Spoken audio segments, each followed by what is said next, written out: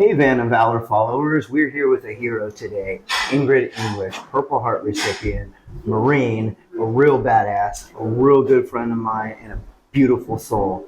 But, you know, why hear me say it? Let's hear it from her.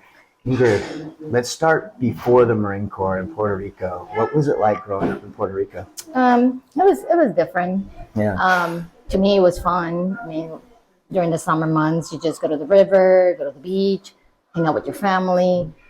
It's Chill lifestyle? yeah, very island. Yeah. Something that you're not gonna understand unless you've been in the Caribbean, unless you have visited islands and see how the kids play outside. And Yeah. just it's different. Did you see service members like U.S. sailors and stuff walking around? No, but my grandpa was in the army. He was in Korea. Okay. So grew up seeing that picture, Yeah. black and white, army uniform, all. You know, so one day, I was like, one day I'll become that. Yeah? Yeah, one day I will go in the army. One day I'll go in the army. That's what I keep telling myself. As a kid, of course. Yeah.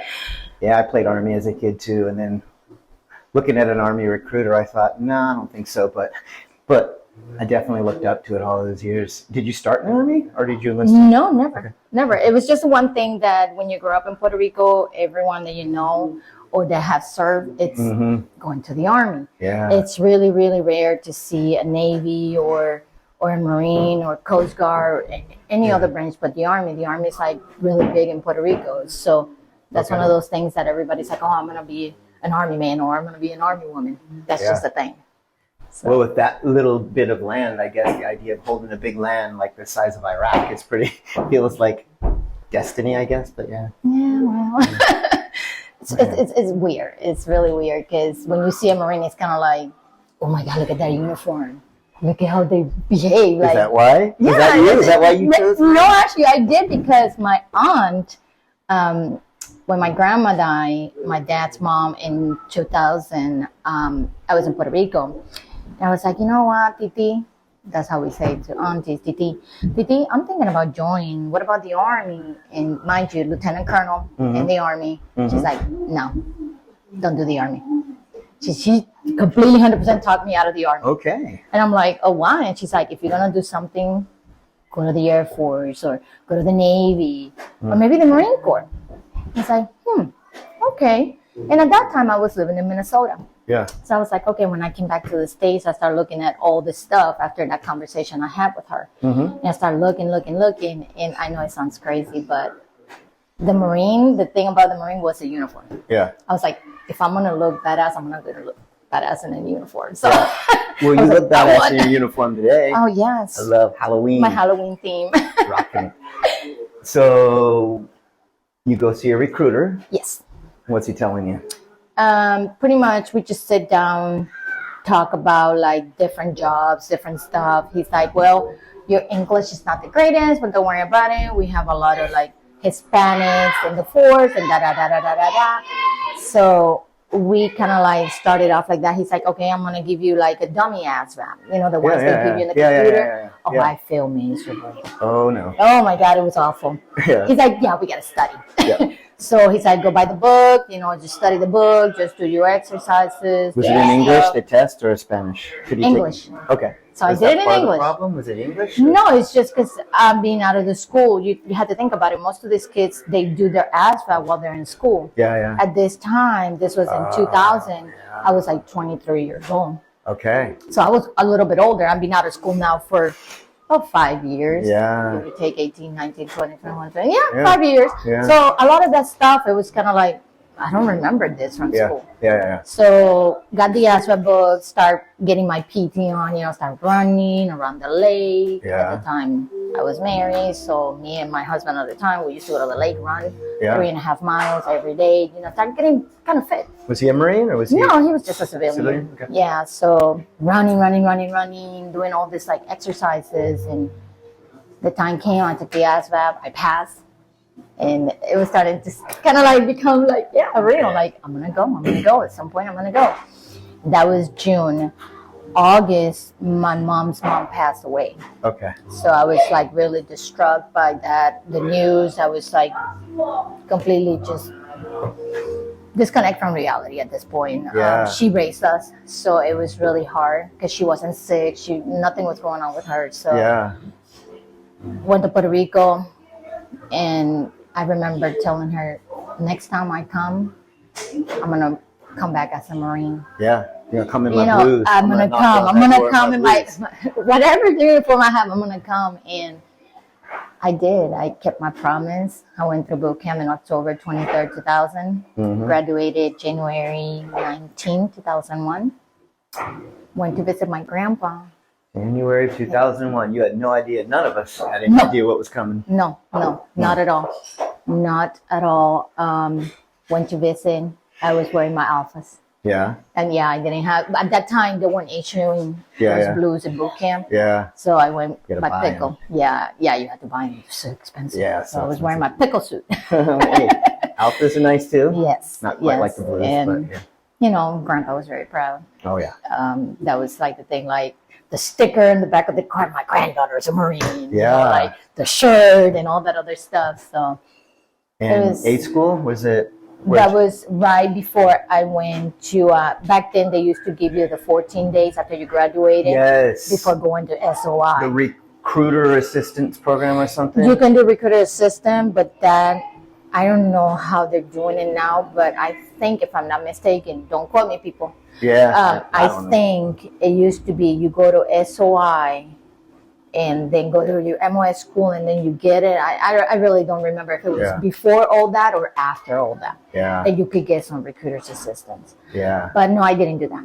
I was ready just to Probably get right out of boot. Probably right out of boot because that's when you're so like, hoorah, everything is hoorah. Yeah, you're so motivated to do just about anything. And they want you in that recruiting station saying how glorious everything is. Yes, they want you to sell the Marine Corps like it's the great, which is the greatest thing. Yeah. But they wanted just to put it out there, like, we are untouchable type of thing. Untouchable, yeah. So chesty puller every last day. Like, look at me. I just got a shooting badge and a national defense at a time, but it's like you thought you were just untouchable. Yeah. Untouchable. Actually, no, I didn't have national defense. I'm sorry, guys. This was before 9/11. 9/11. Yeah, all like you had 8 was months. all you had was your little badge, and that was it. You graduated with your shooting badge. Oh, because we didn't get national defense? Yes, until 2000, I think it was 3. You're right. 2003? You're right. Yeah, remember? Because when I graduated, that's my bad. When I graduated, it was just my little pizza box. Yes, I did suck at shooting at the time, people. I just got a little pizza box. But that's all you had in your uniform. Yeah. Until, Jesus, I didn't get my first ribbon until I came back from Okinawa. Okay. That I got my sea service. Was that your first assignment? Yes. Okay. I got to Okinawa. That was my first duty station. Where were you stationed? Kadena. Okay. I got lucky. Yeah. Yeah, because I was supposed to go to Fatima. And when I checked in, they're like, oh, well, she's going to Kadena. Oh, you must have seen every Marine looking at me like, this woman. Because everybody wants to go to Kadena because it's the Air Force base. Yeah. The best PX, no, the only BX on the island. Not just that. You have Mama San picking up your tray at the At chow the chow hall. hall. True, true. Yes. And the food was, and Banyan Tree. Mm-hmm. That was the club. That was the Air Force club that if you were stationed in Kadena as a Marine, you could go to. You could go. And none of the other ones could come in. Nobody else. Yep. Yeah. It was just if you were stationed there. Yeah. Good times. Me and we became really good friends, and now I call him my cousin. Arturo Garcia Cano. He's my sidekick. Repeat his name one more time for us. Arturo Garcia Cano. Okay. Is he a Marine still? Yes. No. Airman? He's not a Marine. No. He was a Marine. Oh, he was? Yeah. Okay. We were stationed together. I was a little PFC, and he was a Lioness Cobra, so we always doing our thing together. Yeah. Tons of pictures of me and him. Yeah. He was like a big brother in a way. It's still, we don't talk often, but when we do, it's like we never miss the day. Yeah. We always or send a meme through Facebook, or people call me like, cabrona, what you doing? You know, it's always been there. So that's a friendship that has been going strong since 2001. And things weren't joint then. Did you work with the Air Force or? No. What happened? Everything. Yes.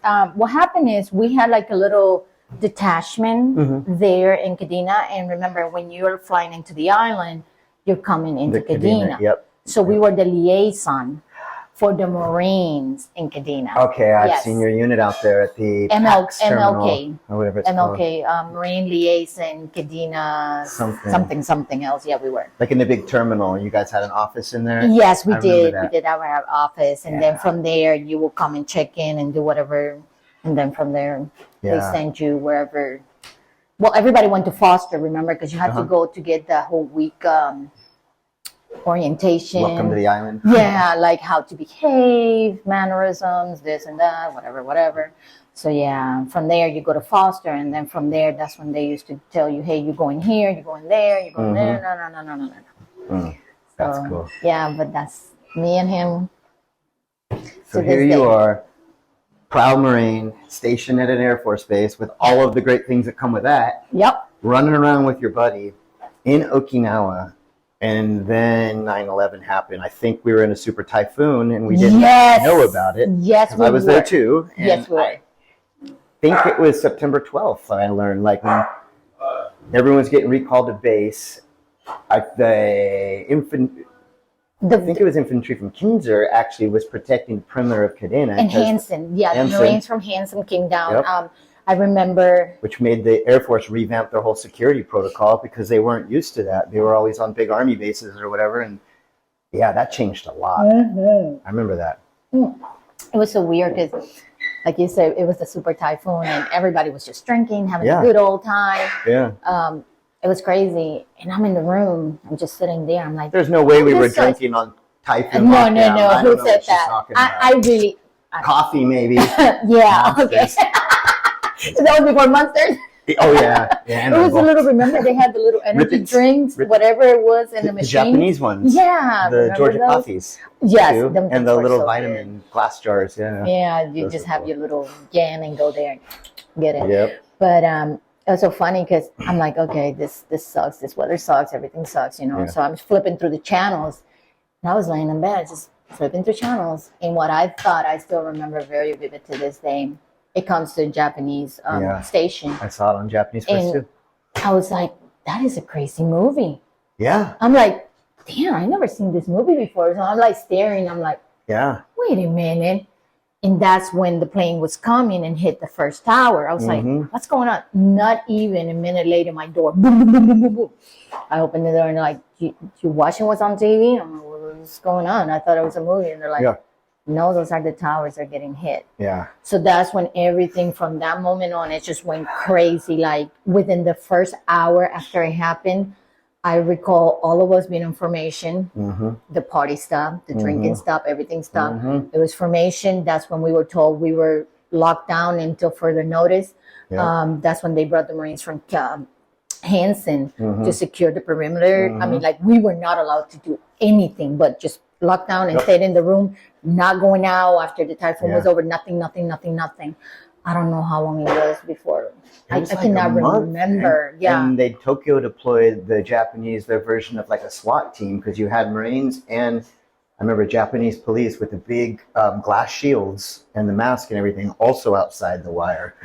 See, we were not even allowed to leave like the area, like only going to work and work back to the barracks and the childhood, like very limited of as we were going around. So they put me on a security detail. They put a bunch of a bunch of them. So I saw, like, I was never outside the wire. I was inside the wire, as it were, in Okinawa, but I could see what was happening out there. And it was Marines and it was Japanese SWAT police. It was just crazy. Really cool. And the crazy thing about it is, I recall 2 weeks going by and remember AFN, but whatever the channel is called. It was off, yeah. It was off, but when it came back, they were doing the reruns from 2 weeks prior. Yeah. So that's when MTV, I remember being watching MTV and the whole thing just reliving it. It was kind of like, this is crazy. And then it was like wait a minute, when are we going to strike back? And then in Washington, of course, they're making the plans. And I think I don't know what unit those Green Berets that went up into the horses, soldiers or whatever, were already over there, I think. But it was all like from our level, we didn't know what was going on. We had no idea. Like we really, to this day, I tried to look back and think about it. And it's like, all I remember was in 2002 coming back to the States, and it wasn't nothing like when I left. Yeah. Like I was in a bubble. overseas. Yeah. Coming back to the States was a reality check that we weren't the same anymore. No. Like going through the airport, remember getting to Washington, Seattle, and everything World was Airways. different, everything. And I'm like, what happened? What did I know it's September 11 changed our everyday situation, but what have I missed? Like, it was different coming from a foreign country. I agree. First time I came back was probably in 2003, and everything was different. Everything. Yeah, it was weird. It was like I kind of had like a little culture shock. Yeah. Coming back to the States. Me too. After being over there for a year, it was kind of like, oh wow. My son is looking at me like, what's your phone? Go and see Craig. I'm doing an interview. Sorry. So I'll take this opportunity to say, badass Marine and also mother and stepmother. She is the entire picture, and I'm super, super proud to be here talking to her. If you are just checking in, rewind to the beginning. If there's such a word, be kind and rewind and start, because you don't want to miss a single word here. Awesome. Back to you. So you PCS to I got orders. No, I got orders to go back to South Carolina, recruiting depot. That's what you yeah. Okay. Yes. So I was stationed there Columbia or Charleston? No, Beaufort, South Carolina. I was there from 2002 to November 2003, I believe. Yes. I was out for enlistment. Oh. So part of it was like you enlist and then you will PCS to Camp Lejeune. I was excited because I was like, oh, heck yeah, Camp Lejeune. That sounds like it's going to be fun. No. Well, I was just a little Lane Scorpio at the time. So I was like, oh my God, I'm not going to be. Yeah, I know, right. But I didn't know. Yeah. I didn't know at the time what I was getting myself into. South Carolina, Beaufort, North Carolina, Jacksonville. How different could it be? And I'm thinking like, oh, I'm going to go from this little small town to have one road to get to Walmart and one road to get back to my house. Like it was a big circle. I was like, and I don't want to be around drill instructors anymore. I don't want to be around a bunch of recruits yelling every single time I tried to get to my car. They're like, no, man. I'm thinking like, oh my God, I was there like 2 years ago, 3 years ago. Yeah. So, I didn't want to be in that type of atmosphere anymore. So I was like, I'm ready to go and see the real fleet. Yeah. Culture shock again. You're over fleet. You're over Geiger? No, I ended up going to Camp Lejeune. Okay. I was stationed, my orders were for 2nd Maintenance Battalion. Okay. The company was RIP. It was, I don't know what the RIP stands for. Don't ask me. I don't remember. 2nd Maintenance Battalion. It was 2nd Maintenance Battalion. Yeah. Cool. I got there, so RIP company. Yeah, we were at that time. I was supplied. That was before I transitioned from being supplied to going into heavy equipment operator. Okay. That was another one of my things. Like, yes, I will enlist, but I want to change MOSs. Yeah. I don't want to be supplied. Yeah. That's just I hate it. Yeah. So I got stationed there. It was different coming from a very small Beaufort, South Carolina, to go into. Yeah, a little bit bigger, but still the same. It was like a small town vibe with nothing but tattoo parlors, strip clubs, and pawn shops. They're still there, all of them. Yes, and for what I understand, if you guys know, it's not Driftwood anymore. So I just heard it's not Driftwood anymore. But Toby's is still there. Yes, and I passed that sign about 2 weeks ago, and I think Octobooty was performing that night because there was a big sign saying, come in and see Octobooty. I've never met anyone with 8 booties, but Octobooty, we did not stop in. That was at Toby's, right? It was at Toby's. Yeah. Toby's is always doing Octobooties. Doing their thing. I'm not sure what that means. Octopus booty or I don't know. Octo like a regular. At least they didn't have the little midget wrestlers and avocado or some kind of crazy stuff like that. I can't go because they may throw me on stage. Listen, I will pay for that. You too. I will pay for that one. Oh, that'd be fun. My God. Actually. No, but yeah, it was different.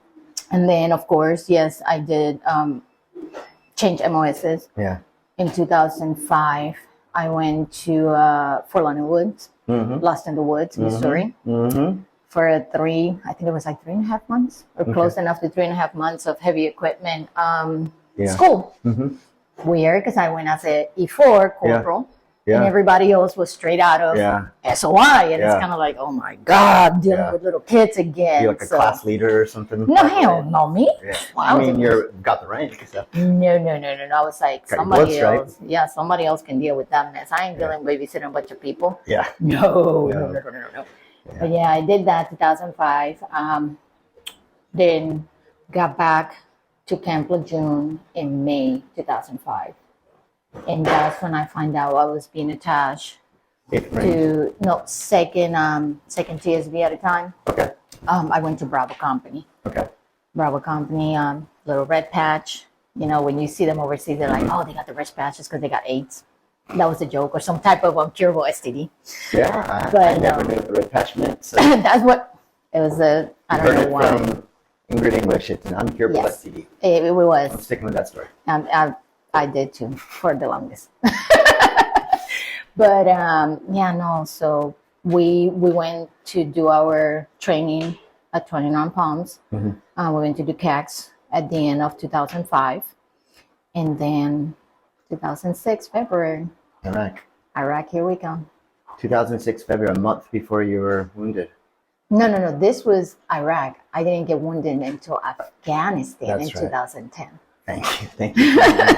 Okay, so how was Iraq for you then? You were up in Fallujah supporting. We were supporting. At that time, we would still have Ramadi. In Fallujah, we were giving support to those guys. It was different. Yeah. They kind of try to prepare you when you go through CAGs of scenarios and things that you might encounter. Plus, some of the Marines have already deployed once already, so it was kind of like we were just trying to pick them. Like, hey, what are you seeing? What to expect? But it was a good deployment. It was kind of sad too, but it was a good deployment. What was sad about it? We lost a Marine. Okay. It was an accident. They were coming back from doing one of the resupplies, and the 7-ton got hit by a civilian truck. Okay. As they were turning to go into the dirt road to get to the base. And unfortunately, the guy at the gun turn ended up dying. Oh, man. So, it was sad. That's sad. So it kind of impacted all of us. Yeah. And that was just, I don't know, it was just one of those weird things that, it could happen, but it's like, but why? Yeah. So I wasn't there. I wasn't on the convoy that day, but I know the person who was driving the truck. We're still in contact. Good person. Maybe it happened to prepare you for what was coming later. I don't know, because like I said, I wasn't there. I was on base, and then the word came down to us that what had happened, and it was weird. It was just like the vibe just changed. We went from like, okay, go to like, oh wow, this just happened. Yeah. Yeah. And then the summer came along, and we started getting bombed so often, and it was just like mortars in, or they were bombing the base and stuff, and they're big alarm. Like, you're not gonna know what it sounds like unless you've been there. The whole woo thing is like, oh my God, here we go again. Yep. See everyone running to the bunkers. Yep. It happened one time when I was in the shitter. Fun story. Yeah. Happened to me once at an Italian fob, and my buddy, who is a Navy mass communication specialist, first class John Pearl, is what they rated him as. Well, he and I, not in the shower together, but we're in the showers. We get out of the showers, we're walking back to our tent because we're just transient here, and we both just are in flip-flops and a towel. That starts, and we're just like, I don't know. At that point, we'd been through so much crap that it was just like, whatever. So we're slowly walking back to our tent to get our rifles, and this, I almost called him a lieutenant colonel, but that wouldn't make sense. He was Navy. He was a Navy commander in uniform, came running up, and he grabbed my buddy John by the shoulders, and he's shaking him. He's like, "You boys, get in the bunker!" And he takes off, and I was like, well, that was really weird. Hey, you want to get our rifles? And we go back, and we get dressed pretty quick and get our rifles, and we go up on the fence line, and there's a, Albanian soldier, like, there looking, and we're like, where's the fire coming from? And he doesn't speak English. He's like, huh? Like, oh my God. we're looking around, I don't know. There's like no incoming fire, but there's outgoing fire, but there's no one out there. It's like, are we just like, we're just wasting ammo, huh? All right, let's go back to the tent. So, nonchalant, like, yeah. Yeah, but the most incredible thing, you walk out of the shower and this guy just comes like sprinting up and he shakes him like it was. oh my God, that's I just don't know. crazy. Stuff you only see in movies. Right? You're trying to just You're still just like, can I what's get my going towel off before I get in the bunker with you? Can I go get dressed? And maybe not get in the bunker. Maybe someone should return fire. Maybe. But there was no one to return fire to. So That's yeah. That's the part right there that gets you. It's like, Yeah. what are you shooting at? Yeah. Casper? Yeah. I mean, I'm looking for Casper. Where is he at? Yeah, but a bunch of. I'm not calling out by nation because there's some really tough Albanians. There's a really tough people from all NATO countries. But in this case, I think it was a really undertrained, really young guy who was just a little trigger happy. And I guess that could happen. But He was nervous. he was nervous. He didn't know what to expect out of it. Yeah. So, better they're going that way than this way. I kind of get the True. logic. But yeah. Anyway. Anyway. So you're done with Iraq and you're back stateside. Yeah, backstage signs. Then we find out we got back 2006. We get our like 180 days and whatever, and then they're vamping up the next roster. Back to CAX I go. Yeah. Summer of 2007. 7. Okay. It's like, oh my God, here we go again. Back to deployment. Back to Iraq. Back to Iraq. Same area. No, this time we were around the Fallujah area. So it's like, okay, whatever, that deployment went smooth. Come back to the States. Yeah. Here we are, 2008, again. Yeah. Oh, Guess that who's was going the big back buildup. That was a big Afghan buildup. Oh, That was 10. That was in 10 when it was the 20,000 boots on ground Something like that. that yeah. Obama has signed that he wanted, or 25,000. I don't know. It was like a big push, but that was in 2010. Yeah, I was there. But 2008, go back to Iraq from August 2008 until March 2009. That's when we were doing the whole retro, like we were retrograde. Yeah, we were retrograding. Home. We were bringing everything back home. Blah blah blah blah. Smooth deployment. Yeah. Nothing out of control. You know, it's just chill. Yeah. 2010. Here we are again. 2009. Back to CAX. Like it was a never-ending cycle for me. Like I will see my daughter, the one that's in the Marine Corps now. I will see her for like a couple months, and then she will go back to Puerto Rico. It was like that from 2005 all the way to 2011 that I finally got her back home. Yeah. But it was like never ending, back and forth, back and forth, back and forth. And she was little at the time. So I can honestly say I'm very happy that she didn't develop separation anxiety. Yeah. She didn't, thank God. She was a very, very strong little girl. Yeah. That's just... On that, like we talk about, well, I'll just talk to you out there. We talk about all the time this military family, and there's something about serving and there's something about supporting, and I don't know where the correct line is, but what a brat, what a military dependent goes through. In the case of Ingrid's daughter, who is now active duty Marine Corps, it's a sacrifice, and I don't people should ever take for granted what a military spouse or child endures for this country. So wrapped up right in our family, we love them, and y'all should too. Yeah. Sorry, let's get back on your daughter. Oh my gosh. Yeah, no. So Mom was gone. Took it like a champ. I can honestly say that child, it built some strong character there, because constantly gone back and forth, moving here, moving back to Puerto Rico, back to the States, back to Puerto Rico for 5 years straight. That's any other kid will probably just be in all kinds of medications, going through all sorts of mental health issues and whatnot, but that child, she's kicking butt now. She's kicking butt now. Yeah, wearing boots. Yeah, she just had twins. Okay. Yeah, she married now. She just had twins back in March 10th. Marine marriage or civilian? Okay. No, Marine marriage. Yeah, her and her husband are both Marines. So. Okay. Hopefully they won't deploy together. No, she said she's done. She said, Mom, I don't know how you did it. I grew up seeing one type of Marine Corps, but this is not the Marine Corps I'm in now. The Marine Corps you were in is not the Marine Corps I'm in, so I'm out. Yeah. She's like, whatever you had, it was good and I loved it, but what I have now, I don't like it, so I'm getting out. She's like, I'll do my 4 years honorably and I'm out. Go to school, become a nurse, because that's what she said. She wants to become a nurse. That's okay. You know, Then that's she fine. served her country. Yeah, that's fine with amazing. me. You did your part. You Yeah. just earn your benefits. Go on and do your thing, child. Yeah. I For got no college. problem. Yes. Should be. Yes. I think it is still, right? Yes. Good. You say that you're September 9/11 9/11 GI Bill. GI Bill now. Yeah. So yeah, she's gonna do that. So I can't wait to see what it's gonna be like after she gets out. Well, she's a mom. Yeah. And she's still of 3 now. part of that military family. Yes, that's never gonna change. 3 children. Yeah. She had the twins and she had the oldest one back in 2023. So I feel bad for the MP on the gate who decides to tell her, "Oh, do you wear your husband's rank?" Oh, by the throat. No, yeah, she's a little mini me. Yeah, I can see that. I don't think she's as much as a firecracker as I am, but she's a little mini me. Yeah, because you'd have choked someone for sure. Yeah, I would. Yeah. But besides the point, jail sucks. Don't choke nobody. Anyway, so 2010 January. We are the first ones out of our company to go out. Heavy equipment, we're all ready to go.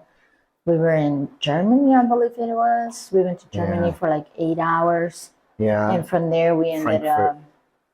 Frankfurt, that's when you get off the World Airways and get on the C-17s or C-130s or whatever. I don't even, it's like this is where my whole everything becomes kind of like a blur in life because yes, I remember Iraq. I might have little pockets here and there, but Afghanistan, after my injury, it's a big, big pocket.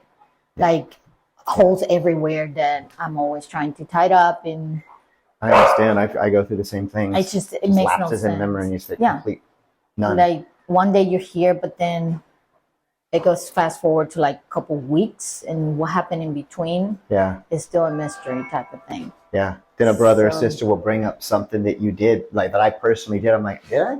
Yes. And like, you don't remember that? It's like, if you're saying I did it, I did it. Yeah. I don't remember. That's what I said to people. They're like, oh, we got pictures.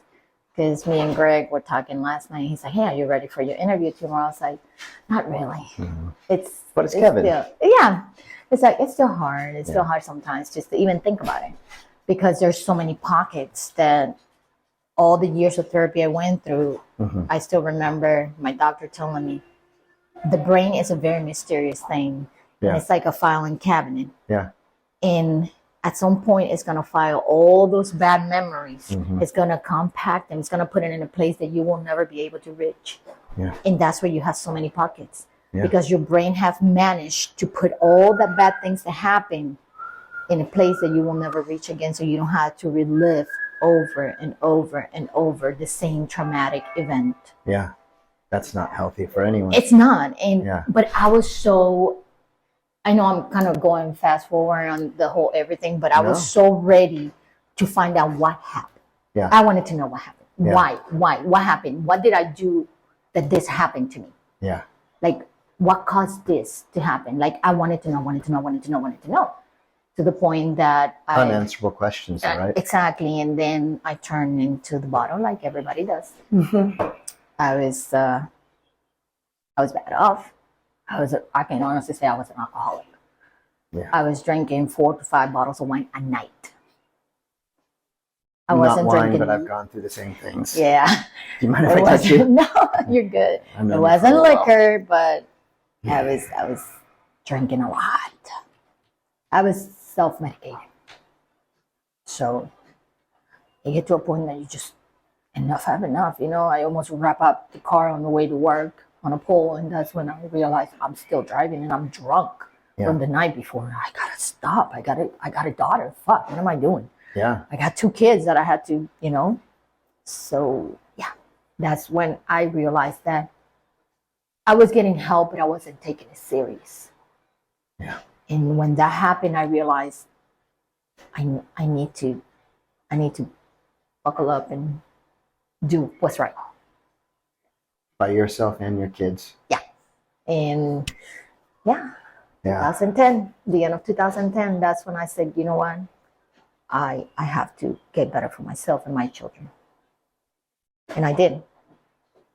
I sure did. Already by the end of 2010. Your live day is April 2nd, 2010. Yes. you got yourself healthy very fast, my sister. Very fast. It took me years. I still work on it every day. Yeah. Oh no, don't get me wrong. I had my days. Still.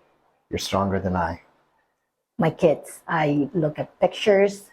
I always look at them, and I was like, I gotta do something. Yeah. I can't. I did the pills thing after I got back. That the VA gives you? No, it was actually it was a neurologist, Camp Lejeune, that had me on all sorts of pills. Yeah. For my brain, and to cope with the nightmares and to cope with the panic attacks and the anxiety attacks and all this other stuff. But I got the same from Walter Reed and Fort Belvoir, just more and more medication. And you're looking, and this medication counteracts that one. So you're upping your dose on that, and you're just like, it's insane. They had me taking pills in Afghanistan, for the love of God. The little visits, I remember going to some doctor. I don't even know what kind of doctor it was. I will come out with 3-4 different medications, and I had to take them all at night before going to bed. I mean, how safe could that be? You have When bombs a come weapon Yeah. with ammo, and you're giving me all this medication. It's like, what's going on here? Yeah. Like, Yeah. on top of taking the so-called malaria pills that everybody remembers. Oh my God, those memories were fantastic on those. Yes, it was so vivid. Yeah, it's not memories, I mean dreams. Yeah. Yeah, it's crazy. And whoever went to Afghanistan said, "Oh, I never had to take bullshit," I did. Yeah. because we all had to take them. Yep. We all had to take them. That was just I don't think it's optional to not take it. You have no. to take You it had to away. take them. If I remember right, and it's not a dream of mine, at some point they will line us up. If I recall right, they will line us up to make sure that we take them, because Maybe. people wasn't taking them. People wouldn't take them. Because the nightmares it wasn't even nightmares. It was like you were, Vivid dreams. yeah, very vivid. It was Yeah. weird. It was. So I don't know what they put in those things, but I don't either, but I don't think that was. I had nightmares and I had some issues going on, but I didn't want to live that at night because I was living. That's how my days were on patrols and shit. I didn't want that at night Yeah, too. no, you Give me a didn't. little Mickey Mouse Disney World dream or something, you know, like let me be Yeah. happy when I sleep. Right? Give me something that makes me happy. I don't know. Yeah, but probably not Mickey Mouse, but I was going for the most cliche happy thing I could think. yeah, of. give me We some are in Florida. Smurfs. Give me some Smurfs or something. I don't know. Give me something funny. But Yeah. that's we got there in January, and right away you have to start like your training and making sure you guys are prepared. And then once that everybody was there at the end of January, and we transitioned, like crossover doing the training with whoever was getting relief. Where were you? RCE? South? We were at Leatherneck. Leatherneck. Okay, South. So from Leatherneck, my God, I wish I can remember. It starts with a D. It was an outpost outside of Leatherneck. It was about like an hour and a half from Leatherneck. It starts with a D. Was it the British outpost that the Brits were there for a while? Was it towards Helmand? And then I wish I could remember, but it was D. okay. Good Lord, I forgot what it was I with a down D. in that region, but it was in like 08 was the last time I've been in there. D2? I think they call it D2. Yeah. I'm not sure, but it was a D. I remember it. D. So yeah, some of the guys went there to start building up and stuff. Some of us stay at Leatherneck, and we will do our little runs. I also remember one time we went to a base. It was up on the mountains. It was the Georgians that were up there. Yeah. We had to go through. Yeah. It was crazy because it was mountains and mountains, and here's the valley. But it was creepy because you could get attacked for any. Yes. Anyway, so. Yes. Yeah, it was ugly. And then we had to go up to this mountain, and vehicles were getting stuck because it's soft. Yeah. So you gotta refuel in truck trying to go Get up up on the there. mountain. So that's some of the things I do remember. Then March came around. Okay. We had the floods. It rained. Yeah. It rained really bad. I don't know what. I didn't know it was possible to rain in the desert, to the point that I remember us trying to make it to the tent Yeah. where we were sleeping, and it was water everywhere. Yeah. It was crazy. It just floods through. Yeah, Absolutely. it was floods everywhere. Hi, baby. Hi, love you. Okay. So it was floods everywhere. That's part of being mom. I'm sorry. Yeah. No, don't be sorry. It's beautiful. Then the end of March came around, and there was an intel that Panda Ridge was about to be taken over, and they had males dressing as females going through the checkpoints. That was the intel that came down. Okay. This is 1-2 giving the intel to us. Yeah. They're like, okay, we need female, the FET, Lioness, same thing, same concept, just different name. Not in the FETs. We need females to go out there. Were you on a FET? Yes. Okay. So that's how I. Interesting. Okay. Yeah. I've been waiting to talk to one of you. Yeah. Haven't seen people since 2011 and Baller Marga when you came to. Interesting twist. I've been talking about FETs a few times to other Marines you've heard in the past. Well, Ingrid was on a FET. Yep, I was on a FET team. Continue with that. That's amazing. Yeah, so we did our FET training in, I believe it was February, March time frame. They, like to get us certified. They even give us a little certificate, FET certified. Woo-hoo. Yeah. Don't know where it's at right now, but I have one. And March came around, the end of March, and they're like, hey, we need a couple females to go get attached to Kilo Company 1-2.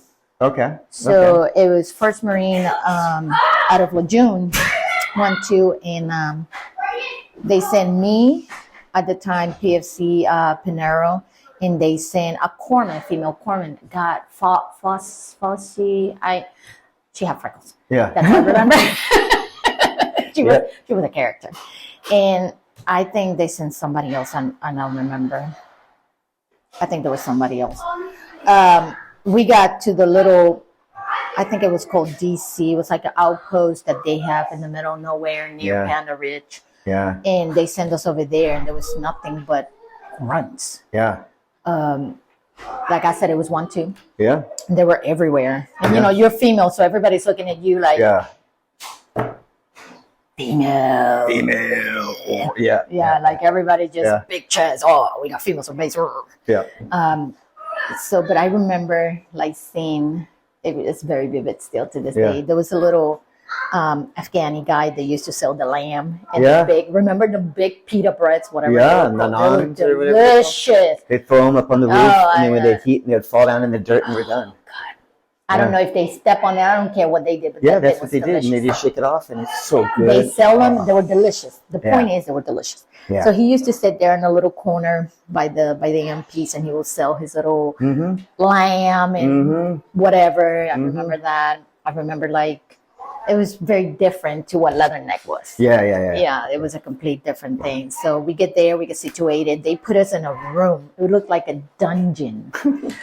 Good Lord, it's weird. It was like a dungeon room, and it was so crazy because we were sleeping in the dark, literally. Like they put some cots in there, they threw us in there, and it was like a little.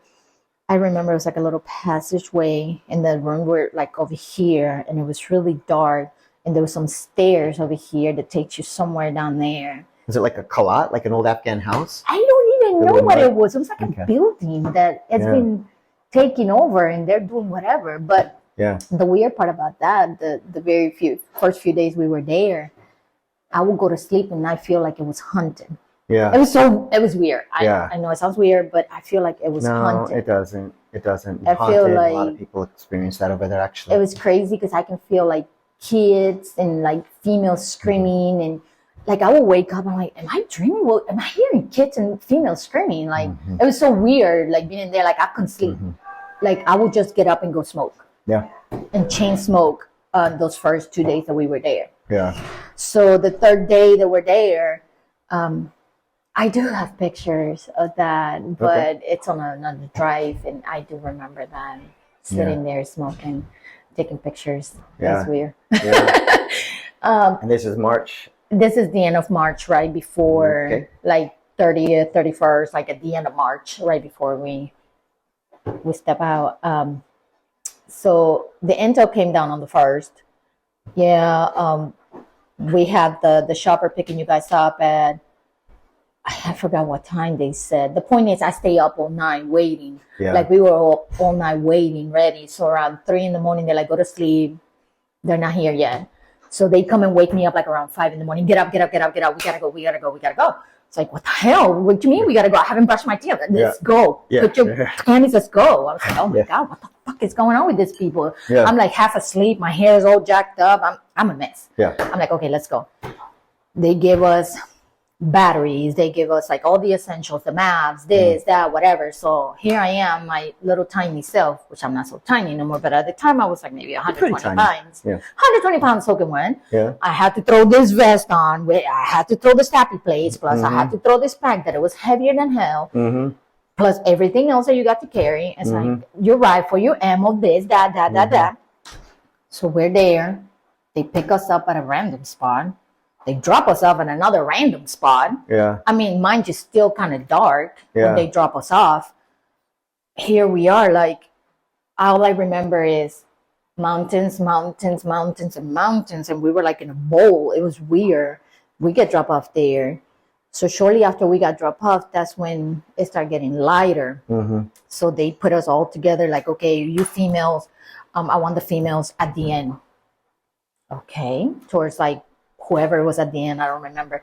So we're climbing and climbing and climbing and climbing. We were climbing for like, I don't know how many hours, just going up this little. So I'm like, oh my God, I cannot, in my head, I'm like, I cannot let this guy see me fall back. I'm gonna keep pushing and pushing and pushing and pushing. So I'm passing dudes and they're like looking at me like, what the fuck? Calm down. Yeah. Calm down, they're killer. Like, fuck you. I'm just gonna go up this thing because if I stop, I'm gonna go back down. I'm gonna roll down. I don't want to roll down. I just want to keep on going up. Yeah. So we finally made it up to the ridge. It was crazy because I'm passing all these dudes. I'm like, hi there, killer. I'm gonna pass you because I'm not gonna fall back. Yeah. You're not gonna see me fall back. Hell nah. Yep. So there I go. Me and Pinero just going, and guys are falling because it's like you remember when you climb the mountains, it was like a little paths that you have where they used to take the goats, right? The little trails, yeah, goat trails. Yep. I'm busy. So we're going. Go secret. Going, and finally we made it to the ridge. It was, I still remember, it was so beautiful up there. Yeah. It was so peaceful. We're sitting there, me and Pinero, like in a little, it was like a little hole, and everybody is around it, and they're setting up perimeter, making sure we were good on top of the ridge. We have the Afghani Terps. military, we have military, the NA, we had them with us, which they're weird individuals, very weird, especially when they use similar the restroom. experiences, yeah. Yes. I was like, okay, very well, you do that. But we're sitting there. I know exactly. You know what I'm talking about. I know exactly. Exactly. Unfortunately. And yes, very, very traumatizing experience. Yeah. So we're sitting there, and we're there. Huh? I give it to you. I gave it to you last night. Sorry. That comes with having a family, people. I'm sorry. It's awesome. But we're all the way up there, and it was so quiet. I still remember, like, I can compare it to, you know, the feeling you get when you first jump? Yeah. When you first do your very first skydive ever, and you feel some peace that you have never felt before. Once the chute opens, yeah. Yeah. Well, yeah. Once that it opens, you're right. Absolutely right. Because when you're going down, you're like, ah. Yeah, especially the first time. But once the chute opens, yes, exactly. You're feeling. You know that experience that you get? Yeah. It was kind of like that, but in a different way. It was like, how can something so peaceful at some point can turn so violent, so crazy and violent? And and I'm sitting there, me and Pinero talking, and we're shooting the shit, smoking, ha ha ha ha. And out of the blue, I look up, and it was beautiful. I still remember it was a clear sky. Yeah. There was no clouds, there was nothing. It was super clear. Yeah. Out of nowhere, I see this butterfly coming. A butterfly. Yeah. Mind you, been in there now for 3 months, never see a single thing flying. Yeah. But I still see this butterfly. And I go, I look at her and go, oh, the calm before the storm. And then it happened. I looked at her and she looked at me. She's like, why you say that? I was like, I don't know. Something's going to happen. And she just like, whatever, it's R&B. Yeah. Whatever, it's R&B. I was like, all right. And not even an hour after that, we start taking incoming. Yeah. On top of the ridge. So they start lining everybody. At this point, all hands. All hands, yeah. All hands got to go. we're there. Checking the truck. We're there, and yeah, the lieutenant calling. Okay, lieutenants, I swear to God. Okay. Goddamn lieutenants. Calling the... Bless them, bless them. That's what you say in the yes, South. Bless you them. gotta bless them because they think a book is how life is supposed to be. No, that is a... How do we call it? Real life A experiences? suggestion Yes, of yes. how things should be, not a follow through with the book. Yeah, listen to your staff NCOs. Yes, listen to your NCOs that done it before. Yeah. But yeah, he started calling and coming from the big guys, and he got to the point that he got 500 meters. Whoa. A little too close for taste. So that's when they realized we gotta go. Yeah. It's coming too close. Yeah. Like artillery is getting too close to us. Where is he? So he's calling mortars and things. Yeah, he's calling because we start getting shot and we didn't see where it was coming from. Was he Anglico or was he infantry? I guess he was with 1-2. All I know is he was with 1-2. Cool. This little butterbard that he thought he knew everything because when he was at whatever they go to, they taught him how to do these things. Whatever. You get me killed, you get my family with some money. That's all I was thinking, right? At the time. Well, at that point, we're taking fire. It's coming closer. We got to get up and start running. So we were on top of the ridge. And then from there, it was going like down like this. And then there was a village down there. We were at Panda Ridge. So we're like all grabbing packs and start running. As we're running, fire is coming. Like if you want to know what it feels like, if you had never been shot or getting shot at, it feels like somebody grabbed needles and throw them in glass. That's what it sounds like when it's going by. Yeah. And I'm like, Needles I tried in to. glass. Yeah, that's what I compare it to. Like that sound that it makes when you throw needles in a glass, the little cling. That's what it sounded like as it was going by. Because I can feel it like going by as we're running. I'm like, God, please don't let me get shot. I don't want to get shot. I'm thinking like as I'm running, we're going down, we're getting back up, we keep on running, we keep on shooting. Everybody's shooting. They're shooting everywhere. It was a mess. Were you bounding then? Was it like we were just, or was it I don't chaos? even, it was a chaos going down. Because we were going down. At this point, we're running down. Yeah. The fire is coming. We are not seeing where it's coming from. Okay. We knew it was coming from somewhere in the trees. Okay. But we didn't know exactly where it was coming from. So by the time we made it to the bottom of the ridge, there is this huge mud wall. And on the other side of the mud wall, that's where the village was. So I remember they're saying, get by the wall. So it's just chaos. At this point, it's completely chaos. Everybody's fucking all over the place. I remember looking at Pinero. She was in front of me. And she was about to start running to get on the wall. And I grabbed her. And I was like, no, I'll go first. You follow me. She said, no, sorry. Go behind me. I already got kids. I lived my life, girl. You're just 18, 19 years old at the time. You leaving home. I'm almost 30 something. Let me go. So I know that feeling, as I was going, I remember running. And as I'm going to position myself, that's all I remember. Mud wall. I was about to get myself positioned, and that is it. With a bullet or shrapnel? Or what? I don't know. Lights out. Lights out. Yeah. All I remember is getting back to myself, and we were not where we were, as I remember. We were in like a little alley. Yeah. At this point, and I'm like, what the fuck is going on? Like, you don't know who pulled you there? You don't know. I don't know what happened. I to this day I asked her, and she said, as you were running, it went off. Whatever it went off. Well, a booby trap. I don't know. She said it went off. They grabbed you and pulled you. Okay. I was like, what happened? Like, I couldn't believe that happened. I was like, you fucking lying to me. Yeah. Are you bleeding? Are you? No, all I feel like somebody would have grabbed like a 4x4 and just banged me really hard on my head. Oh my God, yeah. In ringing. A 4x4, yeah. A 4x4, like. That sounds fun. Pressure, like a lot of pressure in my head and constant ringing out of this ear that it hurt so bad that if I went like this, it felt like it alleviated a little bit. Yeah. And I was checking, I'm like looking for blood, looking for nothing. Wow, okay. So I'm like, what the fuck is going on? Like, what happened? Like, what happened? Oh my Like, God. tell me what happened. You don't remember any of it. That is crazy. I don't remember none of it. And she's like, yeah, they just pulled you and here we are. And I'm sitting on top of my pack. Mm-hmm. My helmet is all jacked up. I'm like, no, what? What's going on? Like, I didn't comprehend what was happening. And she's like, you just got hurt. I don't know. It's just, they pulled you. Yeah. I was like, was I on the ground? What's going on? She's like, I don't know. They just pulled you. Mm-hmm. So,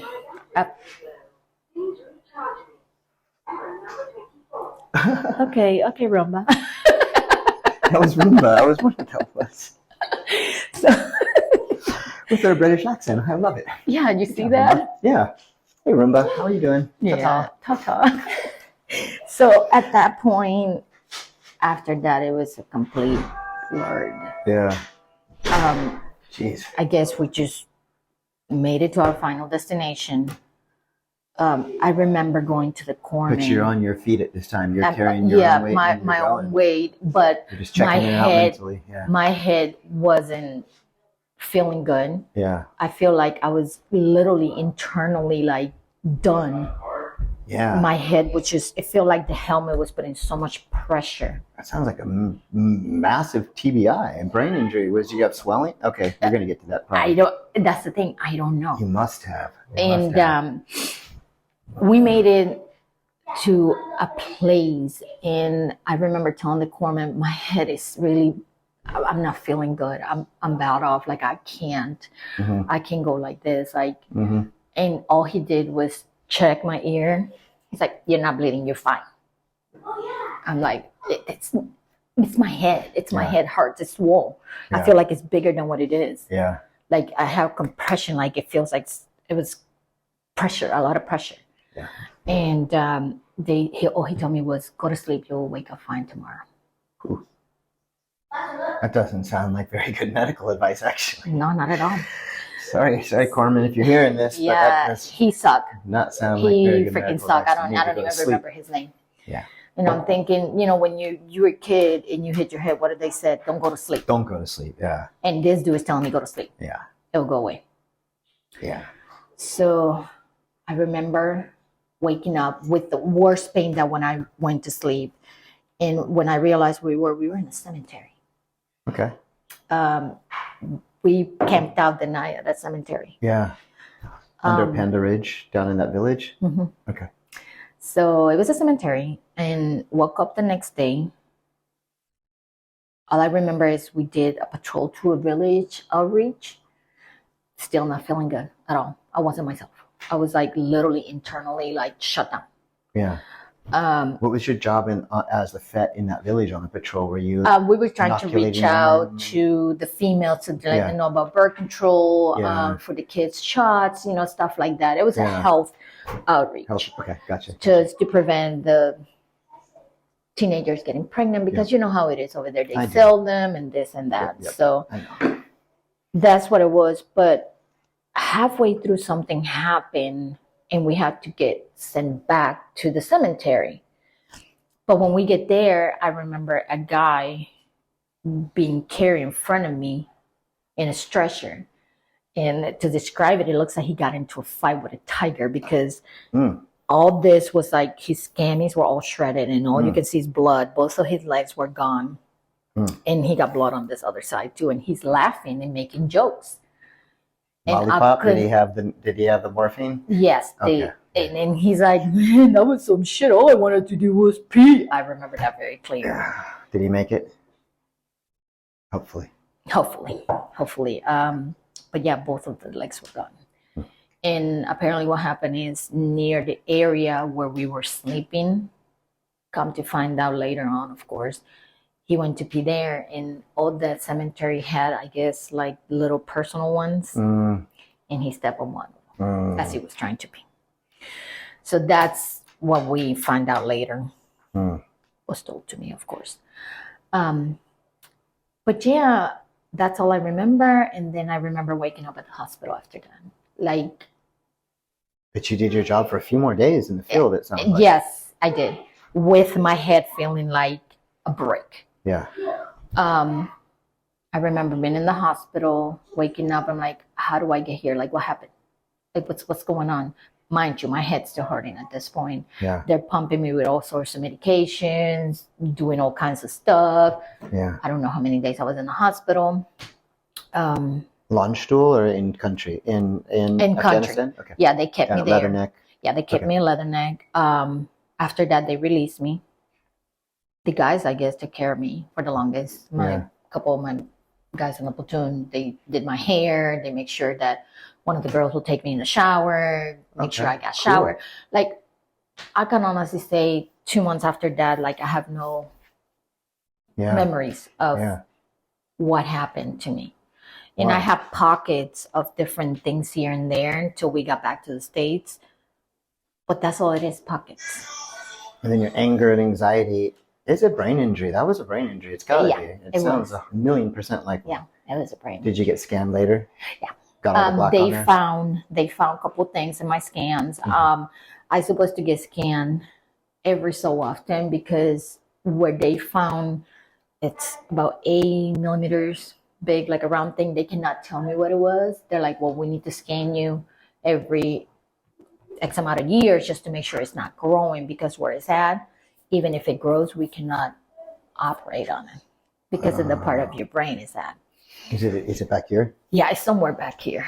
And I'm thinking, like, what could it possibly? I mean, it could be water. I don't know. It could be blood. It could be anything, right? Bruise. I'm not. I know. I wasn't. That's why the pressure. Maybe I'm not a doctor. I'm not a doctor either, so I just let it be as okay. They found something cool.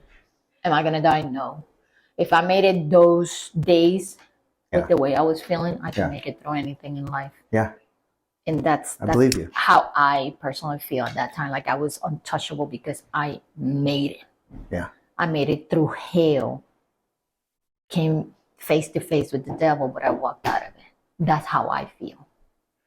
So, of course, back to the stage we are, the alcohol, the drinking, the reckless behavior starts. Because I couldn't figure it out. Why is it that I cannot recall all these days when I was deployed for this long? Yeah. Why this happened? How did it happen? Why? Like, I keep asking myself, why me? I don't personally think there's an answer, because part of brain damage is these unreasonable outbursts. And myself, I've had a few times where I'm not myself, like completely. And my wife can substantiate it. She'll put me in a shower and that helps. But where I'm just completely gone. And then I come back and I don't know what happened. It doesn't happen all that often. But no, I got my days brain is a crazy muscle. It is. Crazy organ. I get the crying. I start crying, like anger. Yeah. Crying. Yeah. Shower? You should shower your place? That's my place. But. See, no, my place is just pick up a bottle and I start drinking. That's what I said. I still not 100%. Yeah. I still, like, if I start crying, I grab a beer and start drinking. It's gonna make me feel better. Yeah. It's gonna make me feel better. And I keep telling them myself. Yeah. I was like, maybe I should take a pill. No, I don't like pills. I hate pills. But is it worth it? Your family, this country, the core, was it worth it? Oh yeah, 100%. Yeah, you do it all over again. I will do it all over again, no hesitation. For your family, will change a few things. For the core, for this country, for Puerto Rico, for everything. Freedom. Yeah. Right? Freedom. I know it sounds crazy, and people are like, oh, what would you do it all over again for?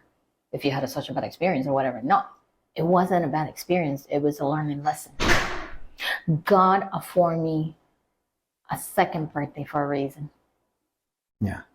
Because that's what it is. Your life day is your second birthday. We're almost there in 3 days? I guess something like that. 4. Yeah. I'm 2 days behind you on that one. You know the funny thing is, that day was a Good Friday. Was it? Yeah. You're Catholic, huh? Yeah. Okay. That day was a Good Friday. And when I called Mom, she's like, something happened. I was like, what do you mean, Mom? She's like, I know something happened. I was sitting watching this Jesus, because of course Puerto Ricans are very Catholic. She's like, I'm sitting here watching this Jesus movie and my world stopped. Mm. My heart stopped, skipped a beat, and I feel dark. What happened? I said, well, Mom, I got hurt. She's like, I knew it. Yeah. I knew something happened to you. I just didn't know the extent of it. But yeah, it was only good for me. So, yeah, God afford me that extra day. So I just Thank you. thankful. Thank you for being here and being raw, and thank you for being you. I have my days that I wonder, like every person, is it really worth it? Is this pain ever gonna finish? Is this fighting with my demons ever gonna go away? No, but it's worth it, and you're not going to off yourself. Oh no, totally not. Okay. Oh, totally not. Okay. So I'm not sure what you meant by worth it, but life is okay. bigger than them. Yeah.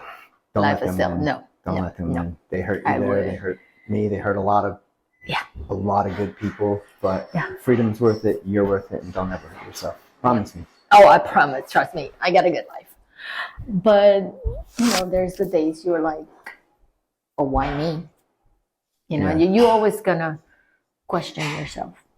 What was your PFC? The one she called you started B. I forget her name. Pinheiro. Yeah. Well, maybe Pinheiro at that time wasn't equipped to take it. Maybe it had to be you because you were stronger. She's doing really good for herself. Good. Well, yeah, she got a kid now. Making guesses because I don't know. The Lord works in mysterious ways, and I don't know why you. But yeah, she's doing really good. She's a welder. She lives in Jersey. Okay. A welder in Jersey. Oh, I'm gonna talk to her. Yeah, she's doing really good for herself. She got a beautiful baby. Well, he's not a baby anymore. He's almost 10 by now, I think. Yeah. He's a little older kid. Beautiful. But she's doing really good for herself. Wow. Every so often she pop up on my Facebook. So it's so incredible that Friday, April 2nd, 2010 is your alive day. I didn't even know it was a Sunday, but Sunday, April 4th, 2011 actually is mine. So never mind. We're not 2 days apart. We're 366 days apart. But it's crazy. You always beat me in the race. It is crazy. Yeah. Yeah, it's just to this day it's hard to understand a lot of things, and sometimes he's like, you have told me that like 3-4 times. Yeah. It's like, well, I don't remember telling you. That's what I'm telling you. He's like, no, you have told me. You just don't remember. I'm sure my wife got things. And he's like, why are you doing that? You did that already. Yeah. I don't know, it's weird how I try to cope with things, even though it's been so long. Yeah. It's just If you had the ear of every high school senior right now, considering joining the Marine Corps or you enter the branch, what would you tell them? What are your thoughts on patriotism and people serving? Of course, your daughter's serving now in the Marine Corps, but what would you, if you could have the ear of every high school student out there talking about patriotism and service to this country, what would you tell them? To make sure that they do it for the right reasons. Which are? The love for the country. Yeah. Not because you're getting a free college. Yeah. Yeah. But for the love of the country. Because you love this country, that you are willing to put your life at risk for something you believe is worth it. Don't do it just because, oh, I'm going to get a free dental, I'm going to get a free medical, and I'm going to get free college after 4 years. And I'm going to get a VA check possibly. Don't do it for those reasons. Yeah. Do it because you love this country, because you are actually willing to go the extra mile to protect the freedom of others that you don't even know. Yeah. That they could be either thankful or not. But it's their freedom, and you want to protect it because that's what you believe in your heart. You're going to make the difference. Even if it's one person's life, you're going to make the difference in somebody's life. Thank you. Yeah, that's the right reason to do it. That's the way I feel it. Unless you have anything you want to add, we can stop the official portion of this and just No. carry on as friends. As always. Anything else you want to say to these people before? You got their ear. No. No. No. Thank Just you for remember, being well. live your life every day like it's your last day, because you never know when your last day will be. And you're worth it. And demons can be strong, but you can be stronger. So keep on fighting. Keep on fighting the good fight, people. Thank you. Thank you. All right.